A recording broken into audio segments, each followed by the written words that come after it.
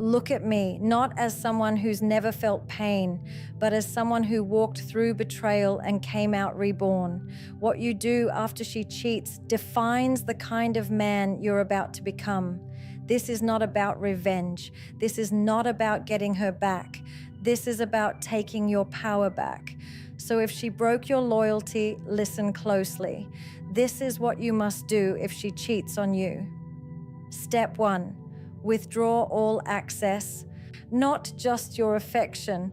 When betrayal hits, most men think withdrawing affection is enough. They stop saying, "I love you." They pull back from the sweet texts, the calls, the small gestures, but they still leave cracks open, cracks she can crawl back through when guilt hits or loneliness kicks in. But real power isn't in withholding love, it's in withdrawing access. Emotional, digital, physical, psychological, all of it. The same way she crossed boundaries to betray you, you now set walls not to punish her, but to protect yourself. If she could disregard your loyalty, you need to reclaim your energy. No explanations, no debates, no drawn-out conversations. Closure doesn't come from her words, it comes from your decision to cut what dishonored you. You can't heal in the same space that poisoned you. Keeping her on your social media, responding to her, just checking on you texts, or letting her see your struggle is not strength. That's self-sabotage dressed in false hope. Don't let her witness your wounds. Don't let her monitor your rebuilding phase. She forfeited the right to see how you rise the moment she chose someone else behind your back. This isn't bitterness. This is boundary. This is choosing your own peace over shared history. She already had access to your loyalty and disrespected it. Don't let her have access to your pain too. Step 2. Feel it fully, then channel it ruthlessly. When you first find out she cheated, your entire system goes into shock. It's like your chest caves in, your stomach drops, and your mind spins in every direction trying to make sense of what just shattered. And most people around you will tell you to move on quickly, to distract yourself, to find someone new or stay busy. But numbing it only delays it. Suppressing pain doesn't erase it. It buries it alive inside of you, where it rots your peace slowly and silently. So don't run from the pain. Don't try to fake strength by denying what hurts. Sit with it. Let the silence scream. Let the betrayal sting. Let the memories rewind and hit like waves. Let it break you. Not so you stay broken, but so you can confront everything it brought to the surface. You loved with loyalty, you were all in, you saw a future, and she made a choice that shattered it. So yes, it deserves grief, it deserves rage, it deserves silence and reflection, and maybe even sleepless nights. Let it pass through you, not to become a victim, but to become real with yourself. Because what you don't fully feel, you'll unconsciously carry into every room, every woman, every future you try to build. But once you've faced it, once you've burned in it, there's something sacred that happens.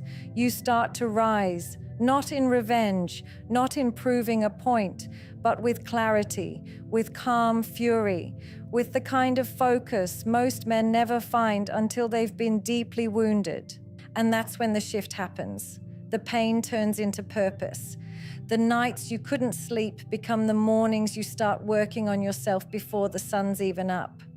The tears that felt weak now feel like a turning point.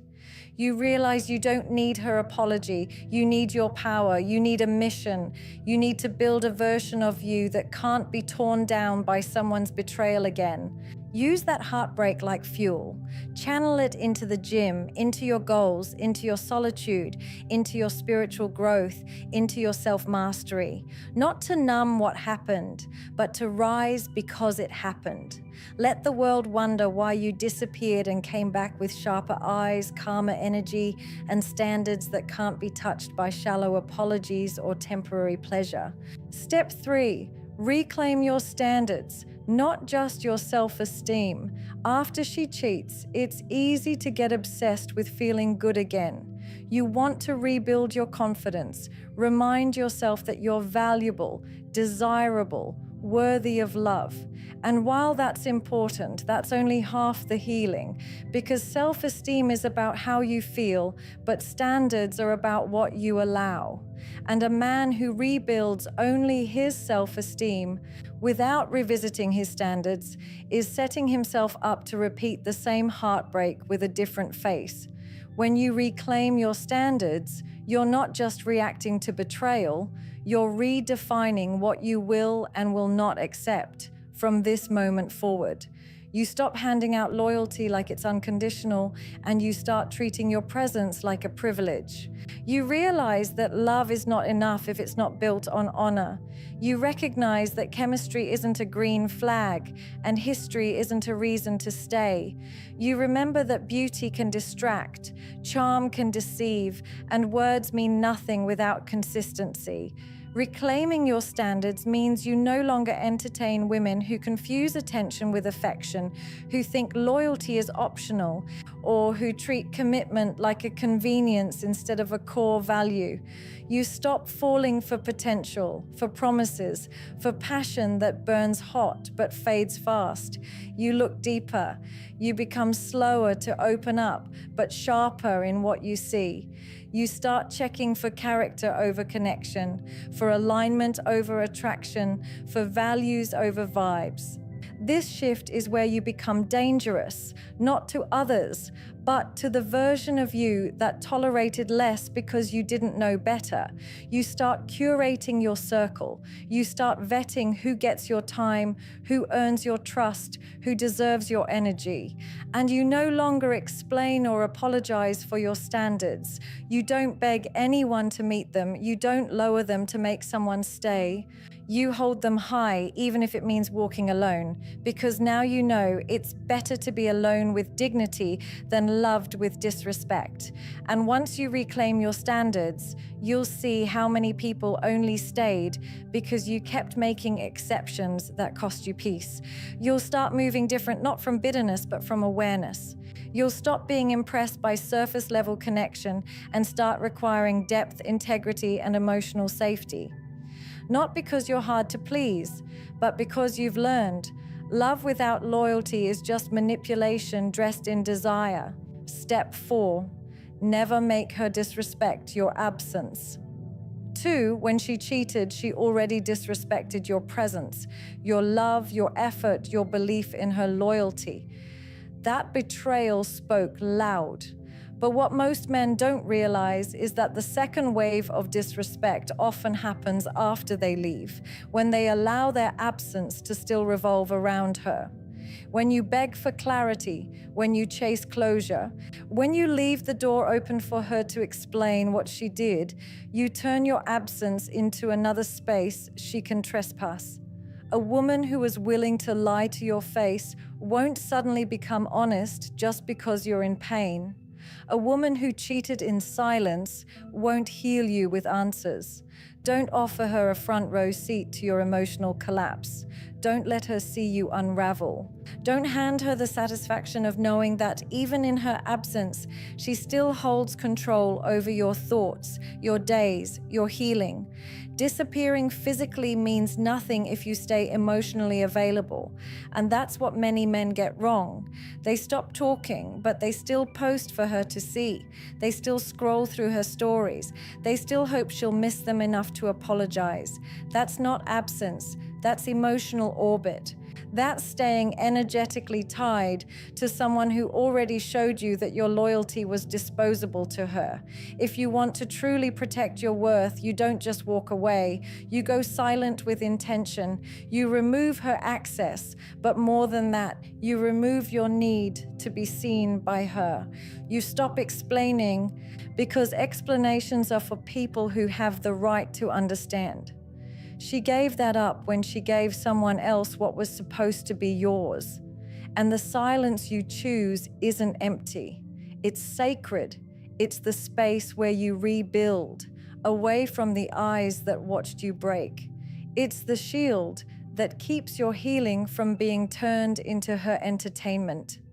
Because when a man goes quiet, not out of pettiness, but out of principle. It's not weakness, it's discipline, it's dignity, it's power. You become untouchable when she no longer knows where you are, what you feel, or whether she still affects you.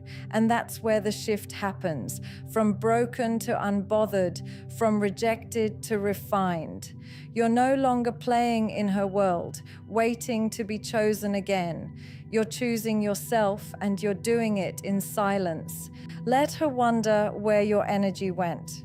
Let her regret that she couldn't respect your presence, and never, ever let her disrespect your absence too. Step 5.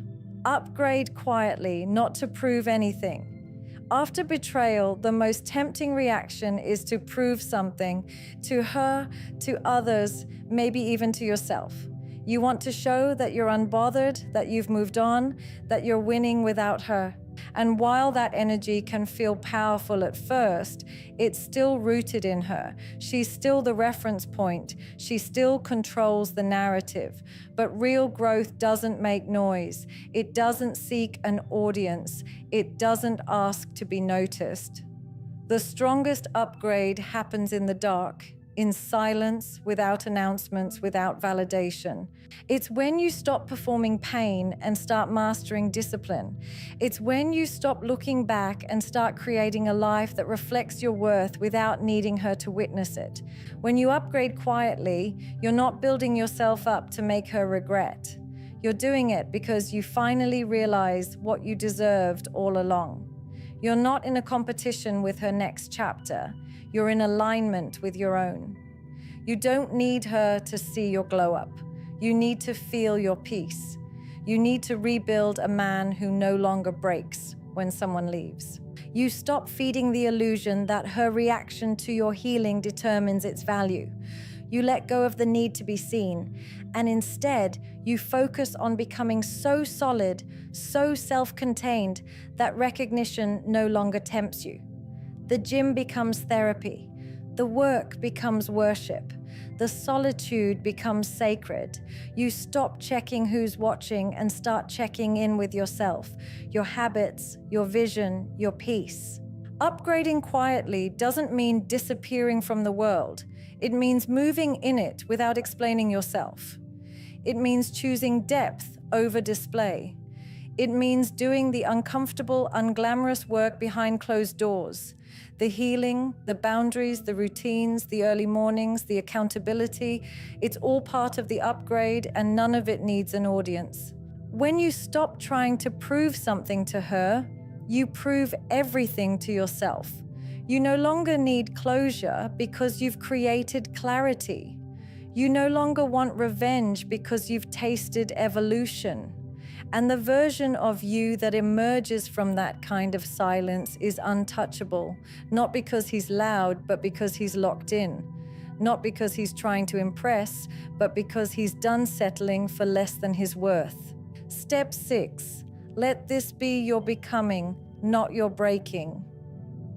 There's a moment in every man's life where the pain feels louder than the future, where everything you planned, everything you trusted, everything you believed in suddenly feels hollow. That's what betrayal does. It cracks your identity. It shakes the foundation of what you thought love meant. And in that moment, it's easy to believe you're broken, that something's wrong with you, that you weren't enough, that you lost something that made you valuable. But that voice, that doubt, that shame, it's not truth, it's trauma. It's the echo of a wound trying to convince you this is the end of your worth. And you need to understand this. Being cheated on is not a reflection of your failure. It's a revelation of her character. What she did is not who you are. Her choice is not your definition. This pain is real, but what comes next, That's power. You can let this moment bury you, or you can let it build you, and not in a loud, dramatic Hollywood comeback kind of way, but in the quiet, gritty, honest kind of way that changes your trajectory forever. Because becoming isn't about revenge. It's not about proving you're better without her. It's not about the rebound, the distractions, the temporary highs. Becoming is about facing yourself fully. It's about standing in the ruins of what was and deciding you won't let it define you. It's about using this heartbreak as a mirror, not just a wound. A mirror that shows you where you ignored red flags, where you settled out of fear, where you gave too much without return.